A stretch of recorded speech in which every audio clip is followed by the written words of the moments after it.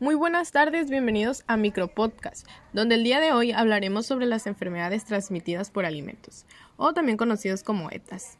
El día de hoy me acompaña Alejandra, quien nos complementará un poco sobre este tema. Buenas tardes, Naomi. Bueno, hay que empezar a definir este concepto.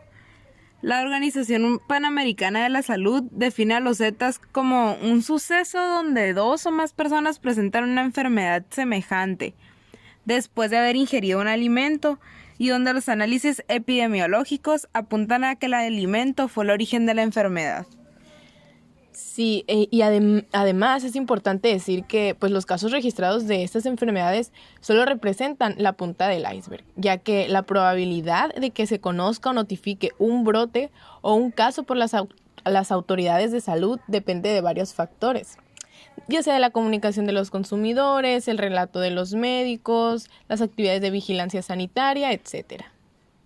Sí, por ejemplo, yo me acuerdo que cuando me he llegado a enfermar del estómago, voy con el médico y normalmente me dicen que es rotavirus y realmente nadie se pone a investigar si la causa de la enfermedad fue otra, como enfermedades transmitidas por alimentos, que muy probablemente pueden haber sido la causa de la enfermedad. Sin embargo, aquí en México pues no se da mucho que investiguen los alimentos antes de venderlos como lo hacen en Estados Unidos. Y bueno, pues se debe tomar en cuenta ese punto y entre otros factores también que pueden influir que en México es también un gran país donde hay una gran incidencia de esas enfermedades. Y bueno, ahora hablando de su clasificación, pues tenemos dos nada más, que es la infección transmitida por alimentos. Esta se da una enfermedad que es resultado del consumo de alimentos los cuales contienen microorganismos patógenos, como la salmonela, la shigella, el virus de la hepatitis A, entre otros. Y la otra es la intoxicación causada por alimentos. Esta sucede cuando las toxinas que son producidas por las bacterias o mohos se encuentran en el alimento consumido o elementos químicos en cantidades que pueden afectar la salud. Así es. También hay factores que contribuyen a la producción de los zetas. Y estas son, te voy a mencionar algunas, son que el alimento debe estar bajo características que van a favorecer el crecimiento del microorganismo o la producción de su toxina, como puede ser la temperatura, la humedad, el tiempo, etcétera. También está el agente etiológico. Este debe estar presente en la cantidad suficiente para poder causar la infección o, en dado caso, pues la intoxicación. También se debe ingerir una cantidad o porción suficiente del alimento que contenga el microorganismo o el agente etiológico, y este necesita sobrepasar la barrera de protección de la persona. También los modos de vida. La modificación de hábitos alimenticios, una mayor tendencia a consumir alimentos que son preparados fuera del hogar y las horas de trabajo, especialmente en lugares donde no se practican condiciones adecuadas de higiene. Ese es otro factor. Y el último que te voy a comentar es que la persona afectada tenga mayor susceptibilidad que otras. Por ejemplo, las mujeres embarazadas, los niños, los adultos mayores, personas que padezcan algún tipo de inmunosupresión, por ejemplo, el Chronobacter sakazaki puede sobrevivir por largos periodos en alimentos con un bajo contenido de humedad, como las preparaciones en polvo para los lactantes, por lo que esta bacteria ha sido relacionada con la muerte de lactantes alimentados con leche contaminada, cosa que pues es bastante peligroso porque ninguna mamá va a querer que su hijo, su bebé, su recién nacido pueda padecer de alguna enfermedad. Entonces hay que tener mucho cuidado y también pues que se pongan a investigar más sobre los productos que vendemos aquí en México.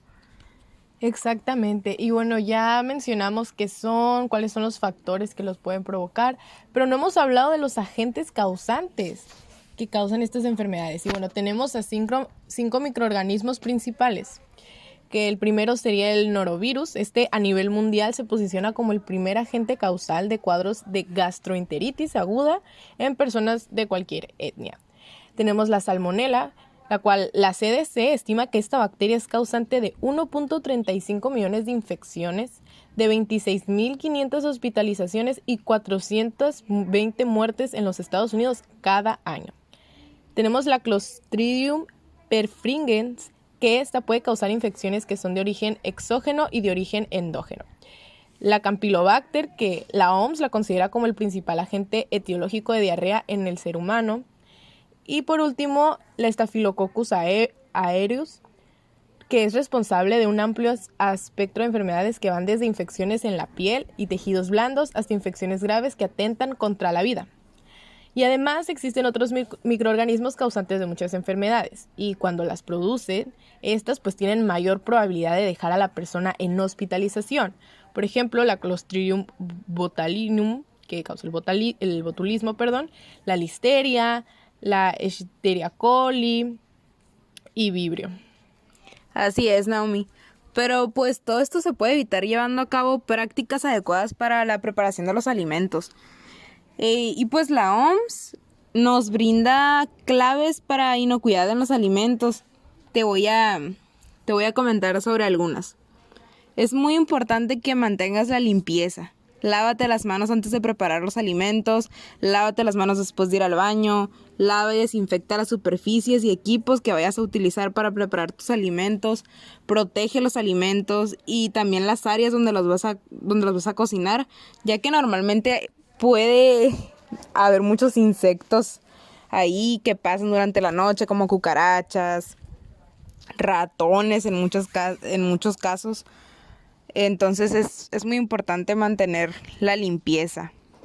El segundo punto que voy a mencionar es el de separar los alimentos crudos y los cocinados.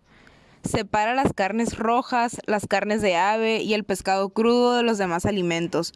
Usa también diferentes utensilios para la manipulación de estos y consérvalos en recipientes para que no haya contacto entre los cocidos y los crudos.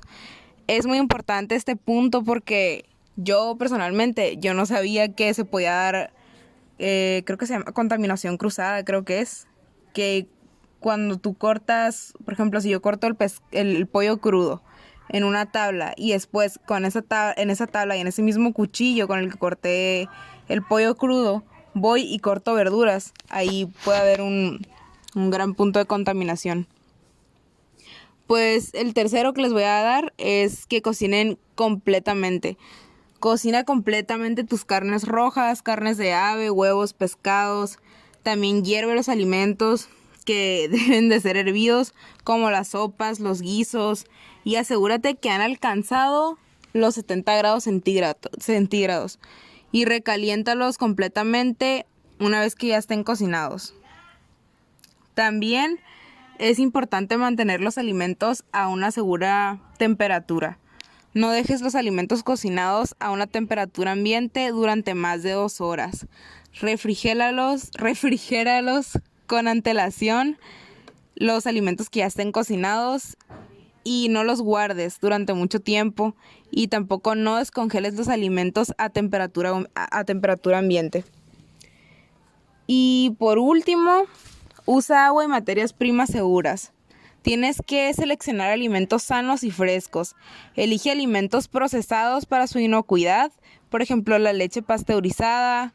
Lava tus frutas, lava tus verduras, y especialmente si las vas a consumir crudas. Es muy muy importante que tomes atención en cada uno de estos puntos, porque la comida, estamos rodeados de comida a las 24/7. Entonces, tu mamá, tú, tu hermana, es importante que la gente conozca esta información para que evitemos las enfermedades transmitidas por alimentos. Así es, chicos. Y además, pues bueno, para ya resumir todo, tenemos que decir que las enfermedades transmitidas por alimentos, bueno, estas están presentes en todos los países del mundo, vaya, pues todos consumimos alimentos y todos podemos tener las mismas probabilidades de que estos nos causen esta enfermedad.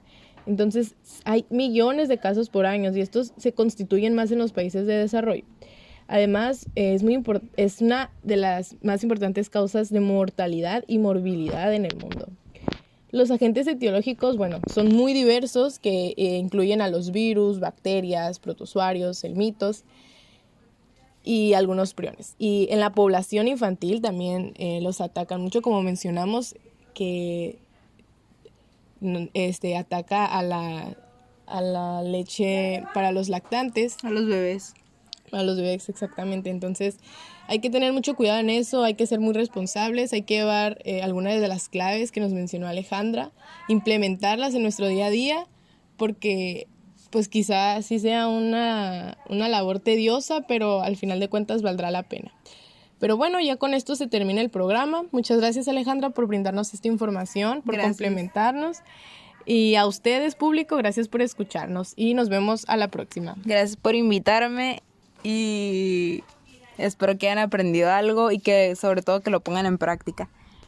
Esto es todo de nuestra parte. Esto es Micropodcast.